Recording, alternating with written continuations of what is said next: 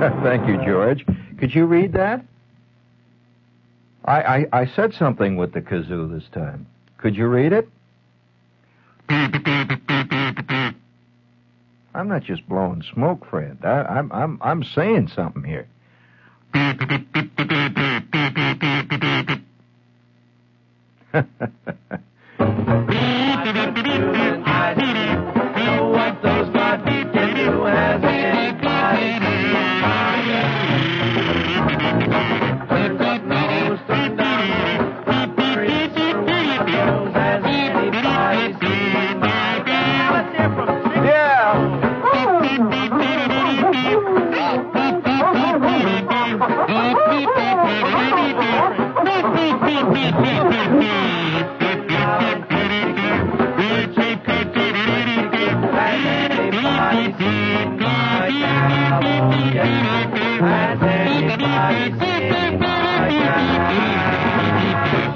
Yeah.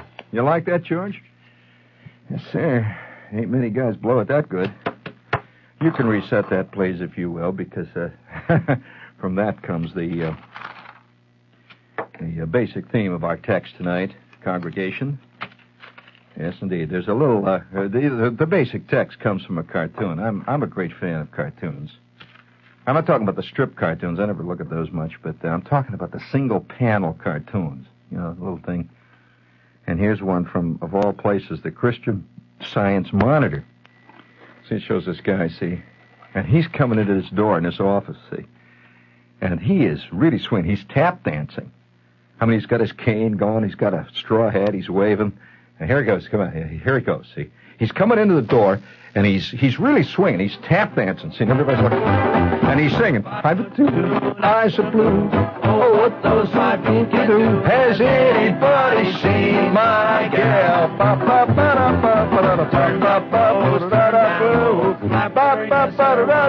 He's singing that song. It's, the caption simply reads, 5'2", eyes of blue. But oh, what those 5 feet could do. Has anybody seen my gal? And where is he going? He's going into the Bureau of Missing Persons. I'm sorry. Hey, do you ever, one of my favorite subterranean radios, true underground radio station, nobody ever talks about it, WNYC. You hear some wild, groovy things. For example, every time I hear one of my favorite radio shows in the middle of, they'll be doing something like that, you'll hear Scarlatti and all this elegant stuff. And suddenly the announcers say, and now we take you to the Bureau of Missing Persons and the officer in charge, J.W. Watanabe, patrolman, first class. Then you hear, obviously there's all kinds of stuff going on in an office. And then he starts, we are missing persons, lost a 6'9" man, age 422, last seen wearing a green windbreaker, brown shoes, and he was wearing white duck shorts, lost in the vicinity of Greenwich Avenue. Female, white, 3 feet 9 inches tall, 406 pounds, last seen wearing a gray poncho, and apparently was wearing a beanie with a propeller on the head. Lost. There's always a pause. See, he always has trouble reading. Lost. A Dalmatian puppy. No, that's the other list. Lost. A female of indeterminate color, 6 feet 9 inches, 46 pounds. Last seen wearing a burlap gunny sack skirt. Was wearing sandals. Was seen on the Bowery and last seen in 1962 by her relatives in the Bronx. And now we return you to our station. That was our broadcast from the Bureau of Missing Persons, and now we return to our regular broadcast. I mean, that's real radio, man. Eyes of two, eyes of blue, but oh, what them 5 feet can do. Has anybody seen my gal? Oh, she's something else. Oh, turned up nose, turned down hose. She's a flapper all the way. Has anybody seen my gal? Now if you run into Ba-ba-doo-doo, Ba-da-doo-doo-doo-doo-doo-doo. She's got diamond rings and all of things.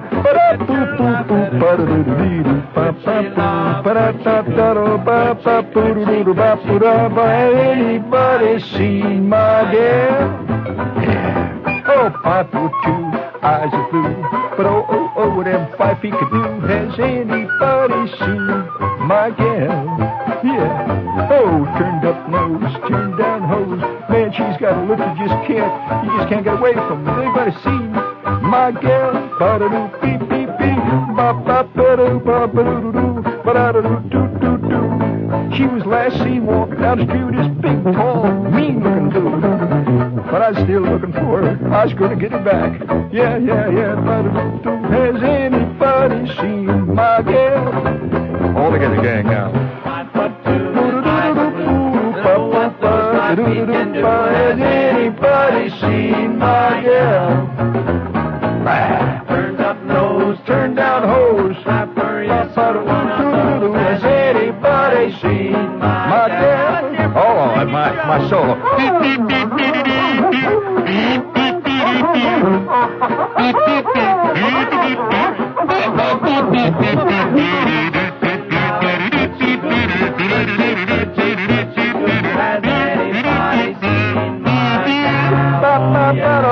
Has anybody seen my gal?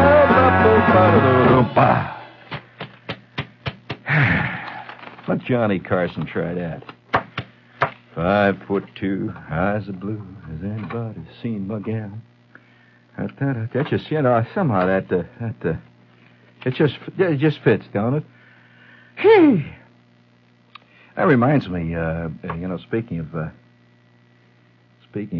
that particular scene, I have a little, the whole pop culture thing it's ready.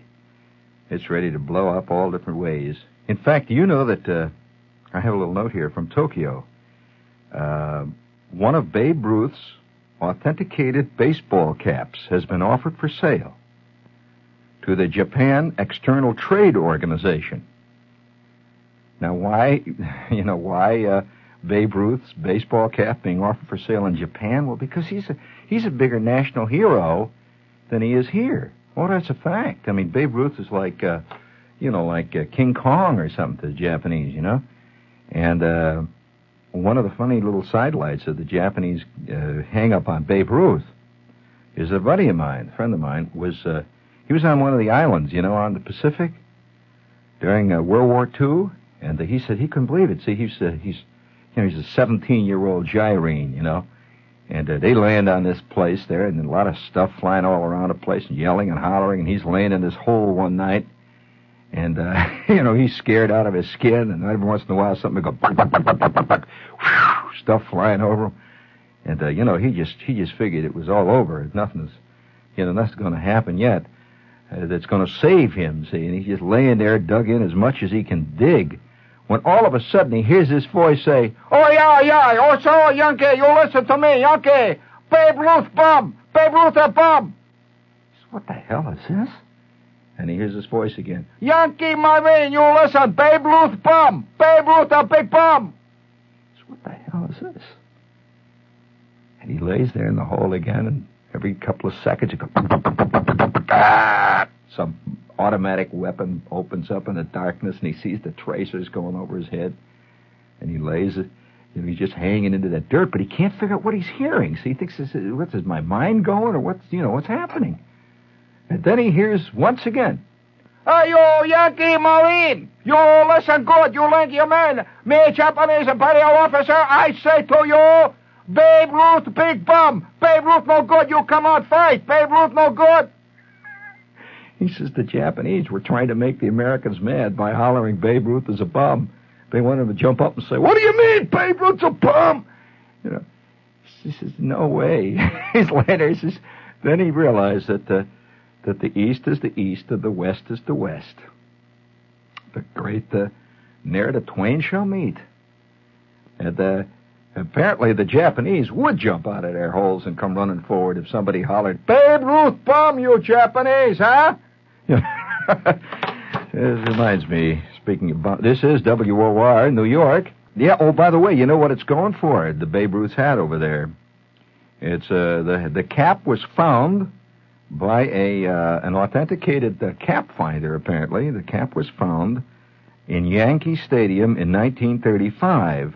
Was found in a locker or something there. The cap has Ruth's name inside of it and has been authenticated by the Yankee front office as actually the cap belonging to Babe Ruth.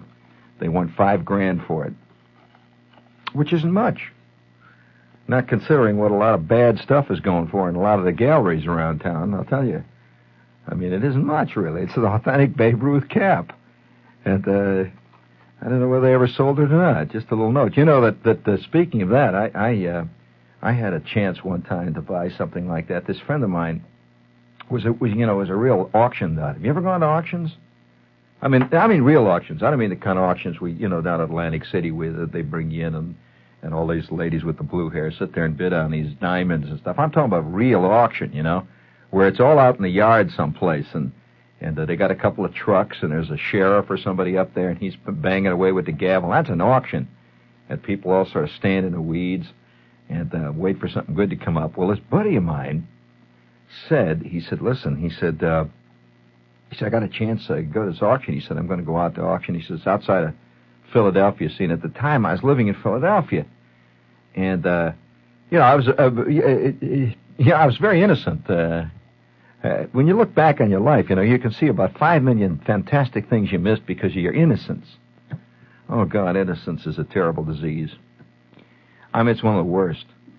I'll tell you, one of the worst diseases I ever knew. Listen, there was the time that chick outside of Washington, this fantastic girl that I knew, that I couldn't figure, I couldn't figure I could even get within, 400 or 500 yards of her. Say, and I'm sitting in the cafeteria one day, saying, innocence does you in, I'm sitting in the cafeteria, and this girl comes up to me and sits opposite me in the cafeteria, and she says, she said, are you having difficulty with the differential equations that Mr. Quimby's been giving us? And I said, yeah, I have been, but I'm doing them all right. She says, oh, I'm having such a terrible time with the differential equations. And I said, oh, is that right, Pamela? I figure she's going to ask me to help her do the problems. There's certain kinds of guys that only get asked that kind of stuff, When the real stuff is passed out, they're somewhere out in the driveway outside of McDonald's, they're not where it's ready. So I said, well, gee, I'd be glad to help you, Gee, it's the only way I could get close to this girl, help her with the differentials. She said, I don't want to do it here. She said, I'm right now, I'm doing an assignment for medieval history and I don't have time. She said, however, I live in Chevy Chase, and my parents aren't going to be home the whole weekend, and I just thought it'd be kind of nice if you came over Saturday afternoon and helped me with my differentials. What the hell do you think I did? Well, I don't even want to tell you. I might as well. I'll just tell you what innocence will do you. I said, I said, Saturday afternoon, Pamela? And she said, yes, anytime Saturday afternoon. Anytime at all. I said, well, gee whiz. Me and Corky were going to go and play tennis down at the indoor courts all Saturday afternoon. And she said, well, you can make it Saturday night. I mean, just as well. I said, well, gee whiz, Pam, Pamela, you don't mind if I call you Pam? She said, no, please do. I said, gee whiz, Pam, me and Corky was going to go bowling after we finished playing tennis, and then, we figured we'd go out and have some pizza, and gee whiz. She said, well, you can come after bowling, nobody's going to be home, just me. Well, yeah, but, gee, we'll have be bowling till 10, 11 o'clock at night. So anytime. I said, yeah, but I got to get up early in the morning, Sunday, Yeah, me and we were going to get up early in the morning. We were going to go down and. She said, oh, that's all right then, if you don't want to come over. But by the way, she said that if you wanted to come Saturday night, just don't hesitate to call. I don't have to tell you. What did I do all Saturday? Yeah, me and this guy hit tennis balls back and forth. That night I went bowling, and I ate pizza, and I went to bed. I got up very early, and I went out with this other guy. We went out and helped him put up his antenna that we were going to do. And anyway, the whole weekend went down the drain. And so about Wednesday, I'm sitting in the same cafeteria, and up comes this guy I knew, a guy named Smedley, as a matter of fact. He comes up and he says, "Oh, man," he said, "I'm just about getting back into shape. My God." I said, "What, Smed?" He said, "Did I have a fantastic weekend?" He says, "You know this chick, Pamela?" I said, "Yeah." He says, "My God, fantastic. She came over and asked me if I'd help her with her differentials." Oh, differentials, what a joke. He said, "I didn't leave there till 4 a.m. Monday morning." Oh, what a fantastic weekend. She never asked me again. Oh, if I could ever get back into ham and high, knowing what I know, oh, man. Well, that's another story. But nevertheless, on this occasion, this guy says to me, "So you like to go out to this auction?" I said, "Sure, all right. You know, what the hell, I don't have anything to do." So we go out to the auction. And it's being held in some kind of a farmhouse, you know? And I've never been to one of these auctions. I've been to other auctions, but I've never been to this kind. See, I've always been to the kind where they have this place, you know, there's a guy up there with a lectern and all. But this is an auction out in a farmyard, see? And they got all kinds of stuff sitting in the weeds there that they're auctioning off, like chest of drawers, you know, there's hat racks and kitchen table and all that, just pictures and stuff, see? Well, I'm standing in the crowd there. There must have been maybe 7,500 people there, see? And I'm watching the auction. Well, you know, I had a little job that I was doing after school. I must have had maybe $15-20 in my pocket. So, I was healed. I was carrying, you know. So I'm standing. So I had no excuse for what I did. I'm standing in the crowd. I can't believe what I see. In the middle of all this ordinary-looking pap, there's nothing, see? All kinds of bad-looking stuff. You know, like horse collars, the pokers for the furnace. You know, it's the kind of stuff you really need bad when you're going to school, you know. This stuff is all around. They had, a chest of drawers, and they had a bookcase full of old Sears Roebuck catalogs, and that jazz. See, and the guy is up there, he's laying it out, see? And he's auctioning this stuff off. It's a sheriff or something. I can't believe what I see. Right in the middle of all this nothing stuff is a gigantic statue. Just totally out of context. A great big statue. I'm looking at the statue, and I can't believe what I'm seeing. It's an 8-foot-high statue of Babe Ruth. In color. It's colored. He's got his bat, and he's just about to swing. He's not just standing there looking out gammy. He's in his complete Yankee uniform, and he's standing at the plate. It was on a base, this statue was on a great big base, and there in the base was the plate. You could see a plate. And he's standing there. He's just about, that famous stance. You've probably seen pictures of the famous Babe Ruth stance with his feet very close together, and he would lean forward slightly, with his wrists cocked. And, he stood with his feet right together, sort of like a big bow shape. So he's just standing like that, and he had his cap pulled down low, NY on the peak of it, you could see this is Babe Ruth, and he's about to lace into one.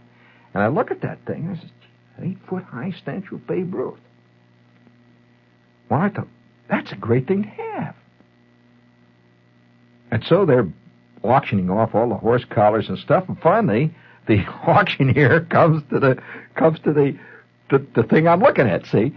And he says, "And now, ladies and gentlemen, we have over here a genuine, authenticated statue of Babe Ruth, the old Bambino himself, the Sultan of Swat. Babe Ruth, this statue is a genuine statue, and you'll notice that it's in genuine lifelike colors. It's 8 feet, 6 inches tall, and would make a magnificent addition to anyone's lawn. We have the statue of Babe Ruth now going. Who will offer? The first offer, we will take no offers less than $5 for the statue. We'll offer $5. Some guy puts his hand up.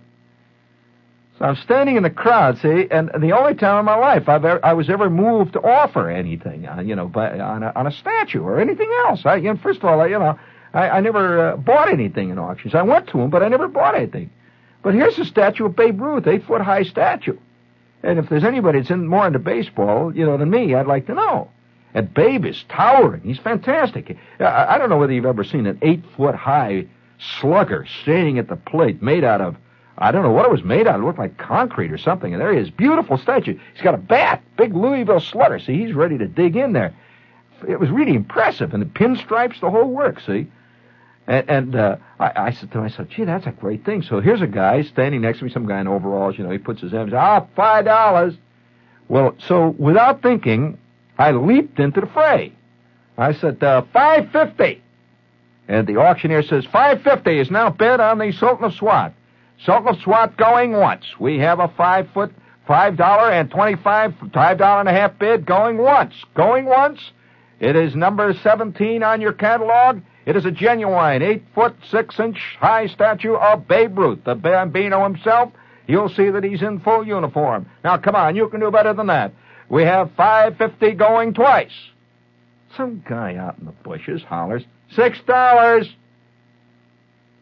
Well, now we start all over again. I'm out of it right off the bat, $6. So with that, he picks up this, he has a hammer, so he starts hammering away. He says, let's go now. $6 bid on Babe Ruth, $6, Babe Ruth. Big old Babe Ruth over there. You'll notice he still wears his number on the back of his uniform. Who can forget Babe Ruth, the Sultan of Swat, a true American hero, the great Bambino himself, wearing big number 3 on his back. There he goes. He's getting ready to hit his home run into the right field stands at Yankee Stadium. I now have $6 once. Anybody going to go? $6 twice. Well, something said to me, bid $6.50. Unfortunately, most of us have another voice deep down within us. That's the voice of the chicken. Within every one of us, there resides a chicken. And sometimes he surfaces, sometimes he doesn't. Invariably, when he does surface, you can be sure it's bad news in the end. Well, I could hear that chicken, see? He says, and now we have Bambino going once for $6. Bambino going twice for $6. And I think, I got a bid on this thing. And I could hear the chicken go, what the hell you're going to do with a Bambino Sultan of Swat, 8.5-foot high Sultan of Swat? I said, the hell with you, chicken. $6.75. Thank you. We have a bid for $6.75. $6.75. Now, come on, ladies and gentlemen. This is ridiculous. This is the Babe Ruth himself, Bambino, the Sultan of Swat, the hero of millions of American boys, the world hero that all of us know and all of us love, Babe Ruth, the only man alive who's ever had a candy bar named after him. This is Babe Ruth, the Sultan of Swat, standing up at the plate at Yankee Stadium. And by the way, it looks to me from where I'm standing, that's an authentic Yankee Stadium plate that has been embedded in that magnificent, beautifully carved base. Babe Ruth going once for $6.75. This is a terrible thing, ladies and gentlemen. Babe Ruth going for $6.75. Do you understand what I am saying? Babe Ruth going for $6.75. Going twice for $6.75. I'll bid $7. Son of a gun. I had it right in my hands. Well, a spirited bidding then began. Somebody raised it to 7 1/4. It got up to $7.75. And I thought to myself, I better bid. And that man is standing up there. He says, ladies and gentlemen, we're going to have to get on to these other lots now. We don't have all day now. It's getting dark now. We're going to have to move right on. It's $7.75 going once. $7.75 going twice. Going for $7.75. That quick. He moved in. And that farmer comes up. And he takes a look at his Babe Ruth. Little tiny shrimp. The farmer weighed about 12 pounds. The last guy in the world, who should own an 8.5-foot high Babe Ruth. Now, what made that ding-dong bid on that, I don't know. He just looked at it, and he paid over the $7.75. He took out this wallet. When he opened it up, you could see moths flying out of it, That kind of guy, see? And he just opens up, he lays the dough on him. And I just stood around, sort of watched. It's kind of raining a little bit, see? Raining a little bit.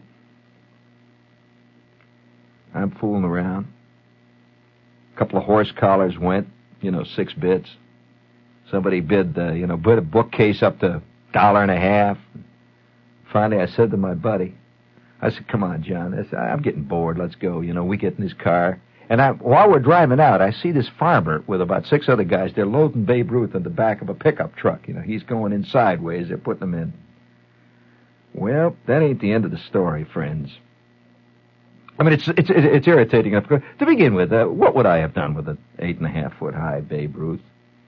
I was living in a dormitory about the size of your average closet. But it would have been kind of groovy to have it there, That would have been a hell of a, roommate. But, I don't know. I just wanted it. And I didn't bid on it. That chicken took over at the wrong time. And I could hear that chicken. He was getting louder with every bid. Buck, buck, buck, buck, buck, ah! You got a big date Saturday. Ha ha! What are you going to do? Save your dough. Save it for a rainy day. What are you going to do? Don't let them do it. They're cheating you. It's made out of cardboard. Buck, buck, buck, buck. Yeah. Well, many of us go through life like that with chickens clucking away inside of us constantly. Many a chicken has led a guy right down the primrose path to destruction and anonymity. Oh, yeah, many guys... many a guy's afraid to divorce his wife because of that chicken. That chicken's a... who else will have you? That kind of stuff, see? Well, anyway, that's the way life is. You got to put up with that big old chicken. And so I did, the chicken won out, and on the way back, the chicken's purring away down inside of me. Because once the chicken wins in you, the chicken feels a great sense of victory. This is a victory for the chicken. And the chicken went, and I felt, when the chicken wins, you begin to talk like the chicken. And so my buddy John says to me, he says, how come you didn't buy it? That looked great. He says, if I was living alone, I think I'd have got that Babe Ruth statue. And I said, oh, well, after all, it's probably not, it's not a very good statue. And what the hell, what would I have done with an 8-foot statue? And you couldn't have put it in the back of the Nash here. Ridiculous, He had one of these little Nashes, the Metropolitan, the kind with the 40 horsepower Austin engine in it, And we had lucky to even get a shopping bag, full of old bones in the back of that seat there, see? So I'm making up all these reasons why it was just as well that I didn't buy it. So I get back to my dormitory, and gradually Babe Ruth faded out of my mind. I had a few sleepless nights, that was all. Now I'm going to lay upon you why this is one of the great tragedies of my life. Shep is sitting in a barber shop. You never expect to get the truth laid on you when you're sitting there waiting to get your hair cut. There's a pile of old papers and old National Geographics and stuff like that sitting there, all those old magazines, Raggle-Taggle Playboys and the ripped up magazines. So I just picked up a magazine at random, and it was one of these crummy looking men type magazines, with the cover that says, I shot 422 Japs at Iwo Jima. It shows this guy, blood pouring off of him, and a machine gun in one hand, and he's got an M1 in the other, and he's throwing grenades with his feet. You've seen those, inside the real story of a land of Amazons. You've seen those magazines. So I'm looking at this rotten magazine. I just leave and went, what the hell do I come across? A full-page picture of the Sultan of Swat.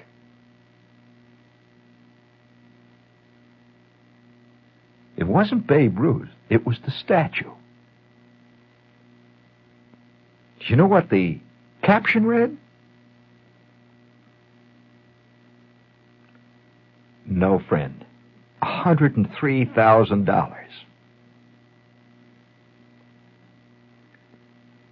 $103,000 the Sultan of Swat went. The Babe Ruth statue, which I had ignored completely, I read the story, was done by a leading sculptor of the 1930s.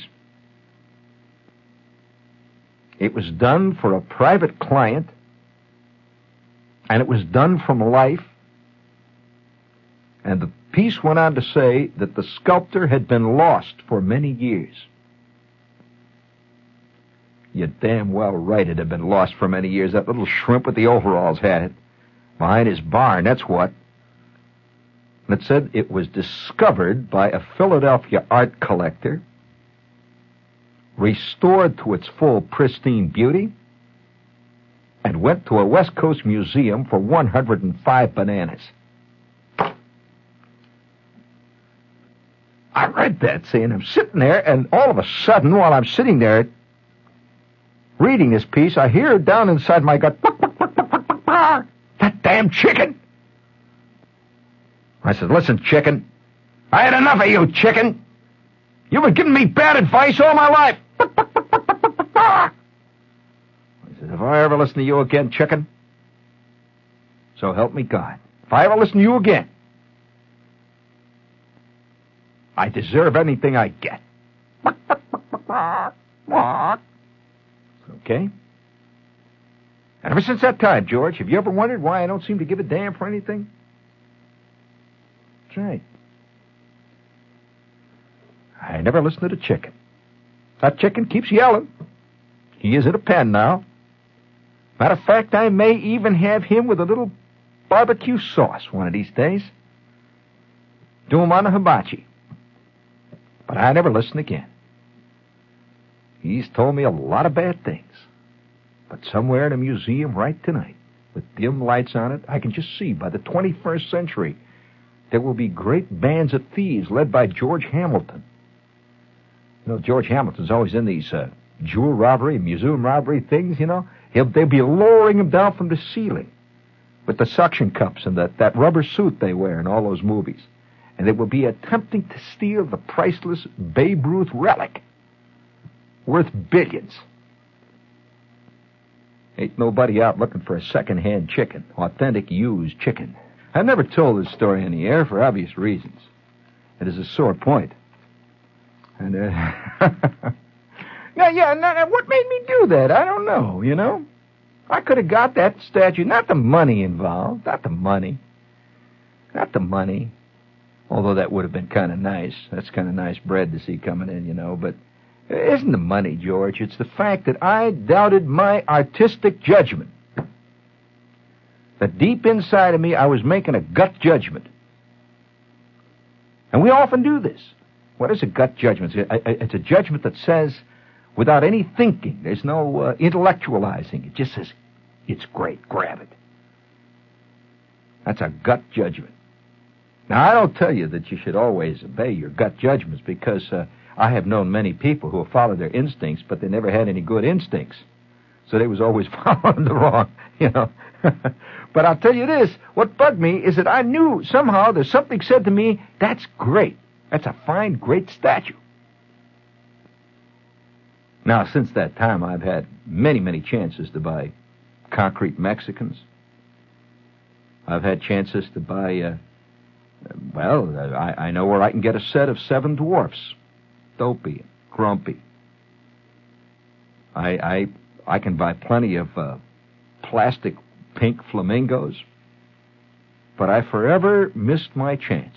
I'll tell you one other thing I missed out on. It's kind of bugged me since. It's really bugged me. Do you know that I once had the chance in another auction to buy the stuffed head of an authentic male African elephant? Now, that's a hell of a head. That's with the trunk. The trunk was curled up. I mean, it was fantastic. It would have filled this whole studio. I could have got that for maybe $25 at the time. I don't know what it would go for now. But what a great thing to have. It's not in the same league with that Babe Ruth. But somehow, you know, to sit under the trunk of that elephant at night, you know, when you're watching an old Tarzan movie, somehow, it's just a personal thing. I got nothing against elephants. I almost bought another thing that same day. I could have got myself an umbrella holder. You know, an umbrella holder? You ever seen an umbrella? No, I'm not an umbrella man, but they had an umbrella holder. See, it was filled with canes. I could have got an umbrella holder filled with old canes, but the umbrella holder was made out of the hollowed-out foot of a hippopotamus. They had the knee even there. Big, you know, it's got toenails, you know. I booted it. Could have got that for about $4. Probably the ugliest thing I ever saw, but gee whiz, you know. Not every guy's got a hippopotamus foot sitting in the corner of his room, you know. And what stopped me? I'll tell you what stopped me. What stopped me from buying it? I'll tell you. So, friends, all I can say tonight is the moral of tonight's little sermon. Those of you in the congregation, for God's sake, stop listening to that chicken. Forget it. If Hitler had listened to that chicken, he'd have still been messing around trying to put up wallpaper in Vienna. That's right.